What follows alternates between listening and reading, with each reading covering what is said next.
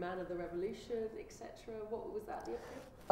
It's funny. I sort of said it's like how Jeremy's character Raymond describes. I guess it's almost like his alter ego. It's like if he could have been someone, or if he could have written down these thoughts he'd been having all his life, this is how it would come across. So Amadeo, in a sense, is almost like, it sort of like turns into like this alter ego, this sort of idea of like how he wished he could be. Yeah.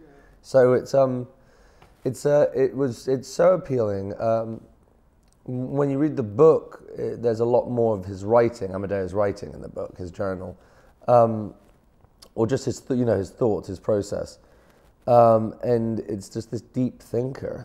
And it's interesting because I said he was a revolutionary of thought, not of action, really.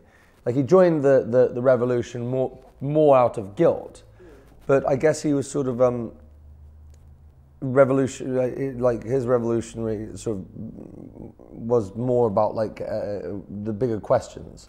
About God and love and life and about life after death and like what things mean and how we exist as human beings and like these incredible, prolific, sort of beautiful questions that sort of just, I think almost they were sort of like these bricks on his shoulders that were sort of like weighing him down at all times. So he's quite a tragic character as well. It was good because it was something you could instantly layer. And there's a nice journey with him in the film because, starting young, when you're sort of like, filled with ideals and like how you want the world to be, and that actually you can have these questions, and him and George's relationship of these kids who just loved like reading like the real, like you said, like the Karl Marx and the Jean-Paul Sartres and the, Henry Millers and stuff that were completely, because, no one really knew about Portugal and about the sort of, the fascist regime that was sort of in place till this 1974 and Salazar. I didn't know much about it at all. You always know about the countries that surround it, so it's very fascinating, really. Did some of the philosophy in the movie, I mean, there were some great things, I wanted to write them all down. And Yeah. Go, I'll have to get the DVD. Yeah, exactly. But do some of the philosophies stay with you?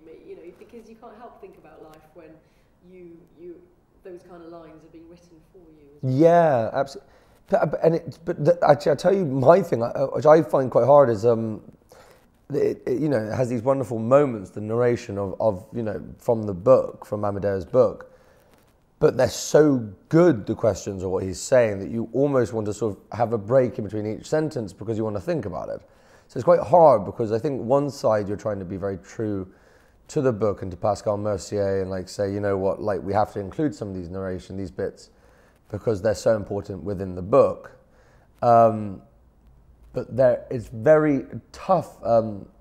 When I see the film, I love the narration. I love it because it's beautiful. It's just I'm always like after I'm just I sit there and think like the whole time. You just want to take a moment, pause it, and just go, God, that's a really good question. They really are. They're profound, beautiful, philosophical, but like, they're questions that could just make you sort of just stare quizzically into the air for 10 minutes. Yeah. You've just played Jack Kerouac as well, another man. Yeah. Found ideal. Yes, exactly. Yeah. I mean, do you think? I want a really schlocky comedy. I just want to. It's true doing that. And that one was an interesting one because it was Kerouac before in Kirudans. It was Kerouac before he was Kerouac. Like it was like he was still a kid. He was 22 and. The ex of jock football player, like cocky and all the rest of it, which is interesting because we haven't really seen. We always, anytime Kerouac's been portrayed, it's normally a little later, or be it like one of his alter egos, like Sal Paradise or Jack Deleuze, something like that. But I feel it was a different way to go. I know, but he was another monster, Titan, big character.